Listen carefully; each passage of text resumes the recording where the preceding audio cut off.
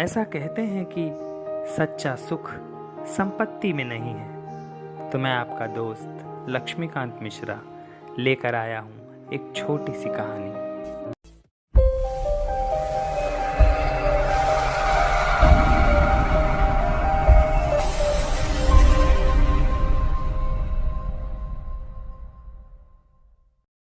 यूनान में एक बड़ा शक्तिशाली और धन वैभव संपन्न बादशाह राज्य करता था। उसे अपनी अतुलित संपदा तथा अखंड शासन पर बहुत अहंकार था।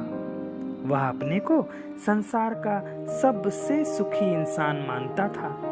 उसके राज्य में सोलन नामक एक अद्वितीय विद्वान भी रहता था। एक दिन वह बादशाह का वैभव देखने के लिए राजधानी आया। राजा को आशा थी कि उसके ऐश्वर्य को देखकर सोलन की आंखें फटी की फटी रह जाएंगी और वह अवश्य इसका चमत्कार पूर्ण वर्णन अपनी पुस्तक में करेगा। उसने बड़े प्रेम से सोलन को अपना महल घुमाया। राजा सोलन की आंखों में आश्चर्य के भाव देखना चाहता था, लेकिन सोलन पर उसका कोई प्रभाव नहीं पड़ा।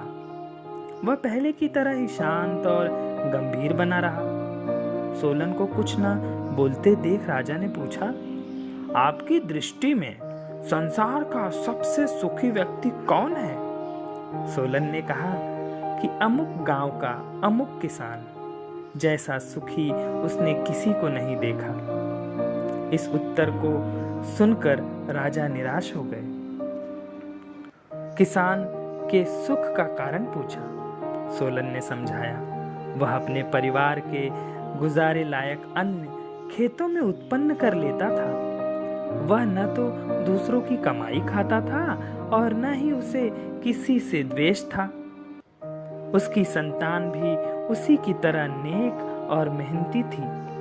वह मरते समय भी शांत था, क्योंकि उसने अपने सभी कर्तव्यों को पूरा कर लिया था। उसके मरने के बाद उसके पुत्रों ने घर संभाल लिया था। अतः मैंने ऐसा सुखी व्यक्ति जीवन में नहीं देखा। अहंकारी राजा ने सोलन से कहा, आप कैसे विद्वान हैं? राजा और रंक में भेद नहीं कर पाते? संसार के सुख के मुख्य आधार धन तथा प्रभुता दोनों ही मेरे पास है, फिर भी आप मुझे सुखी इंसान नहीं मानते? इस पर सोलन ने कहा, सुख चित्त में पैदा होता है और वहां फलता फूलता है और नष्ट हो जाता है। सुख किसी बाजार में नहीं मिलता। धन ऐश्वर्य से मनुष्य कभी सुखी नहीं हो सकता। धन तृष्णा और मृग तृष्णा एक ही परिणाम होता है। बादशाह ने क्रोध में आकर सोलन को निकाल तो दिया, पर उसकी बात उसे लग गई। उसने अपने मन को टटोला।